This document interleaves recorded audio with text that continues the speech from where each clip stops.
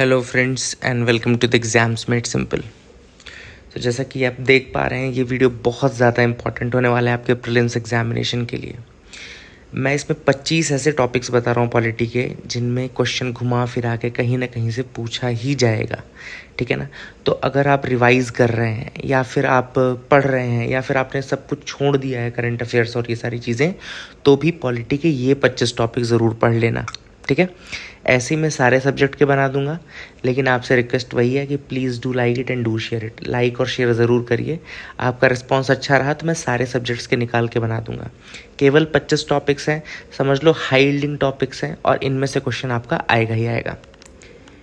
तो जैसा कि इस वीडियो में आप देख पा रहे हैं, पहला जो टॉपिक है वह है लिली थॉमस केस मैंने लिया है।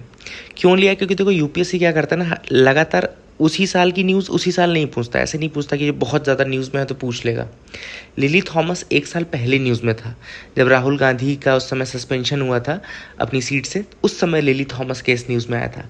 तो मेरे हिसाब से लिली थॉमस केस तब नहीं पूछा गया था, लेकिन सस्पेंशन ऑफ एन एमपी या राहुल गांधी से जो रिलेटेड केस है उसका क्वेश्चन बना करके पूछा जा सकता है कि लिली थॉमस केस में क्या जजमेंट हुआ, स्टेटमेंट 1 स्टेटमेंट 2 सही है, दोनों सही है, अरेस्ट तुरंत हो जाता है या तुरंत सस्पेंशन हो जाता है, या फिर 3 महीने बाद होता है। तो जैसा लिली थॉमस के बाद तुरंत होने लगा था, तो इस तरीके से क्वेश्चन बन सकता है।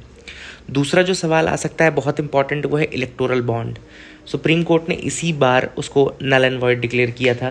ठीक है ना। उसका इम्पैक्ट आपको इलेक्शन में देखने को भी मिला। तो इलेक्टोरल बॉन्ड उसी से रिलेटेड है जुडिशियल रिव्यू, क्योंकि चूंकि जुडिशियल रिव्यू हुआ था, इसलिए ये दोनों ही पूछ सकता है कि जुडिशियल रिव्यू मेंशन्ड है कॉन्स्टिट्यूशन में, नहीं मेंशन्ड है, इस तरीके से स्टेटमेंट बना दिया।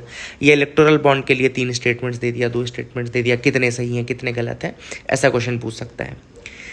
इसी से रिलेटेड तीसरा टॉपिक मैंने लिया है इंद्रजीत गुप्ता कमेटी का। अब ये आप लोग अगर नहीं जानते तो मैं आपको बता दूं कि स्टेट फंडिंग ऑफ इलेक्शन के लिए एक कमेटी बनी थी, जिसको हम इंद्रजीत गुप्ता कमेटी बोलते हैं। तो मेरे हिसाब से चूंकि इलेक्टोरल बॉन्ड न्यूज़ में रहा है, तो अगर इलेक्टोरल बॉन्ड नहीं पूछा तो आपसे इंद्रजीत गुप्ता इनडायरेक्टली पूछ सकता है। देन एवरग्रीन टॉपिक है चौथा, डिजिटल प्रोटेक्शन एक्ट। भाई 4 साल से 5 साल से बन रहा है, ठीक है ना, और अभी जाकर के बना है। तो ऑब्वियस सी बात है, इस पर बहुत प्रोबेबिलिटी है क्वेश्चन पूछने की। बोर्ड बनेगा, क्या होगा, कैसे होगा, इससे 2-3 स्टेटमेंट्स पूछ सकता है। फिर बहुत ज़्यादा प्रोबेबिलिटी है, इंटरव्यू में भी 3-4 स्टूडेंट्स थे मेरे जिन्होंने बताया कि ये क्वेश्चन पूछा था, जो नए क्रिमिनल लॉज हैं, भारतीय न्याय संहिता, भारतीय नागरिक सुरक्षा संहिता और भारतीय साक्ष्य अधिनियम, तो इसके ऊपर क्वेश्चन पूछा जा सकता है। और इसी के आगे अगर आप देखो तो मैंने लिखा है कि इसको आईपीसी, सीआरपीसी, सीपीसी से रिलेट कर सकता है या फिर मैकले से भी रिलेट कर सकता है। तो मैकले का भी क्वेश्चन आ सकता है। देन डिलिमिटेशन कमीशन एक प्रोबेबल क्वेश्चन है। डिलिमिटेशन हुआ है 2 साल पहले, एक एक्सरसाइज है। जम्मू कश्मीर का भी हुआ था, रंजना प्रकाश देसाई कमेटी, आपको याद होगा। तो ऐसा कुछ क्वेश्चन बना सकता है डिलिमिटेशन के regarding. Statement 1 statement 2 constitutional body है, और इसका जुडिशियल रिव्यू हो सकता है कि नहीं हो सकता, ये सारी चीज़ें पूछ सकता है। देन एक मिशन मेरे को स्कीम लग रही थी पॉलिटी में, मिशन कर्मयोगी, काफ़ी इंपॉर्टेंट है और सिविल सर्वेंट्स के लिए स्पेशली काफ़ी इंपॉर्टेंट है। इनफैक्ट अभी IIPA में लेक्चर भी हुआ था, मैं उसमें गया भी था, Indian institute of public administration में। तो ये क्वेश्चन पूछा जा सकता है। 8वां टॉपिक जो इंपॉर्टेंट है वो है क्रिमिनल आइडेंटिफिकेशन एक्ट। अब actually criminal identification amendment act आया था, जिसमें बायोलॉजिकल सैंपल्स और ये सब लेने के लिए परमिट कर दिया गया है। तो इसमें एक तो NCRB को रिकॉग्नाइज किया गया एज द नोडल बॉडी। दूसरा उन्होंने कहा कि जो आपके सैंपल्स रहेंगे वो 75 ईयर्स तक के लिए स्टोर किए जा सकते हैं। तो इस तरीके से स्टेटमेंट 1 स्टेटमेंट 2 बना करके पूछ सकता है। नारी शक्ति वंदन 106th अमेंडमेंट एक्ट, एक बार पढ़ लीजिएगा। देन बहुत इंपॉर्टेंट है साइमल्टेनियस इलेक्शन। देखो 2-3 साल से न्यूज़ में है, पूछा नहीं गया है अभी तक, लेकिन मोस्ट प्रोबेबली पूछा जा सकता है इस बार। कौन सी कमेटी थी? तो रामनाथ कोविंद कमेटी थी। और साइमल्टेनियस इलेक्शन के रिपरकशंस के ऊपर भी पूछा जा सकता है कि क्या होगा क्या नहीं होगा, पॉजिटिव नेगेटिव, इस तरीके से। 11th मेरे को लग रहा है इलेक्शन का ईयर है, तो इलेक्शन कमीशन पे क्वेश्चन बनता है। मॉडल कोड ऑफ कंडक्ट पूछ सकता है, आर्टिकल रिलेटेड क्वेश्चन पूछ सकता है, या उनके टर्म्स एंड कंडीशंस के रिगार्डिंग कुछ भी पूछ सकता है कि उनके कैसे हैं। और चेंजेस भी किए गए हैं, चूँकि इलेक्शन कमीशन में आपको पता होगा चीफ इलेक्शन कमिश्नर के भी चेंजेस भी हुए हैं। तो इस पे एक श्योर शॉर्ट क्वेश्चन बनता है, देखो मेरे हिसाब से। तो अब आप लोग नहीं पढ़ो तो आपकी गलती होगी है। देन एंटी डिफेक्शन हर साल का एवरग्रीन टॉपिक है। एंटी डिफेक्शन इस बार भी हुआ। मैंने अभी आपको 2-3 दिन पहले न्यूज़ एनालिसिस में मैंने बताया था कि आपको टर्न कोट पॉलिटिशियंस होते हैं। टर्न कोट पॉलिटिशियंस मतलब उल्टी उल्टी कोट पहन के अलग अलग रंगों की कोट हो जाती है। तो वैसे पॉलिटिशियंस हैं, जीतते कहीं और से, आइडियोलॉजी किसी और पार्टी की। अगला टॉपिक है बिल्स एंड पासेज प्रोसीजर। तो चूंकि सेशन ये भी एक ऐसा टॉपिक है, एवरग्रीन टॉपिक है, कौन से बिल हैं, कैसे पास होते हैं, है ना, इस मनी बिल का क्या कंडीशन है, ये एक बार बिल वाले चीज़ पढ़ लेना। एक इंपॉर्टेंट इसमें पढ़ना एस्पेक्ट, बिल जहाँ पर राज्यसभा को अपर हैंड है, ठीक है ना, राज्यसभा को अपर हैंड है मतलब कौन कौन से केसेस में राज्यसभा के पास ज़्यादा पावर है। फॉर एग्जांपल अगर कोई ऑल इंडिया सर्विस क्रिएट करनी है, इनफैक्ट ऑल इंडिया सर्विस भी न्यूज़ में था क्योंकि ऑल इंडिया जुडिशियल सर्विसेज की बात की जाती है ना, तो ये भी एक टॉपिक है जो न्यूज़ में रहता है। तो ऑल इंडिया जुडिशियल सर्विसेज हो गया, या राज्यसभा को अपर हैंड जिन बिल्स में है वो आपको एक बार अच्छे से पढ़ लेना है। देन गवर्नर हमेशा के लिए एवरग्रीन टॉपिक है, सेंटर स्टेट रिलेशन की सबसे बड़ी कड़ी है गवर्नर, तो पूछा जा सकता है। 16th मैंने लिखा है simple question on preamble and related terms. देखो प्रियम्बल हर साल पूछता है कहीं ना कहीं, तो उसमें सॉवरेनिटी, रिपब्लिक, डेमोक्रेटिक क्या है, लिबर्टी क्या है, liberty of thought, expression, belief, faith and worship है, फ्रेटर्निटी क्या है, ब्रदरहुड क्या है, ऐसा क्वेश्चन बना के पूछा जा सकता है।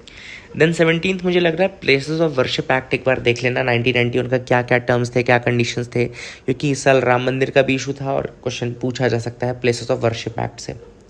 Then centre state relation, transfer of funds, क्योंकि फिनेंस कमीशन बहुत प्यारा लगता है यूपीएससी को और उसके कौन कौन से पैरामीटर्स चेक करता है प्रोसीड्स ऑफ टैक्सेस देने से पहले, तो ये सेंटर स्टेट रिलेशन में एक बहुत अच्छा टॉपिक है ये। 19th जो मुझे लग रहा है वो है मेयर और रिलेटेड सिलेक्शन की, डायरेक्ट होता है, इनडायरेक्ट होता है, या फिर लोकल सेल्फ गवर्निंग बॉडीज़ के रिगार्डिंग पूछ सकता है। क्यों? क्योंकि मेयर का याद होगा आपको, सुप्रीम कोर्ट में बहुत इंपॉर्टेंट जजमेंट अभी रिसेंटली आया था, आम आदमी पार्टी बीजेपी का रिलेटेड था, है ना, मेयर का इशू, तो वहाँ से क्वेश्चन उठा सकता है। देन ईडी ने तो पिछले 3-4 सालों में जो हंगामा किया है तो काफ़ी ज़्यादा न्यूज़ में रहती ही है, तो रिसेंट चेंजेस भी हुए थे कुछ ईडी को लेकर के, तो वो भी पढ़ लेना, डायरेक्टर के रिगार्डिंग पढ़ लेना, ईडी सीबीआई में कौन सा एक्ट लगता है, कॉन्स्टिट्यूशनल बॉडी है, स्टैट्यूटरी बॉडी है, ये सारी चीज़ें पढ़ लेना। 21 केशवानंद भारती केस, क्यों? क्योंकि 50 साल देखो पूरे हो गए, 1973 का जजमेंट था, 2023 में 50 साल पूरे हो गए, ठीक है ना, अप्रैल में, तो ये अब इस साल ही पूछा जा सकता है, या तो बेसिक स्ट्रक्चर का पूछा जा सकता है, अमेंड किया जा सकता है, नहीं किया जा सकता है ना, इस तरीके से कुछ क्वेश्चन बना करके स्टेटमेंट टाइप पूछ सकता है। देन 22 है प्रिवेंटिव डिटेंशन। अभी सुप्रीम कोर्ट में भी प्रिवेंटिव डिटेंशन को लेकर के कुछ केसेस गए थे, तो प्रिवेंटिव डिटेंशन और उससे रिलेटेड जो फंडामेंटल राइट है वो एक बार आप पढ़ लेना, है ना। देन 23 नो कॉन्फिडेंस मोशन, क्योंकि इस बार की जो प्रेजेंट गवर्नमेंट थी उसके ऊपर नो कॉन्फिडेंस मोशन के लिए मोशन गया था, क्वेश्चन बहुत प्रोबेबल है पूछा जा सकता है। देखो ऐसी छोटी चीज़ें ही पूछता है यूपीएससी।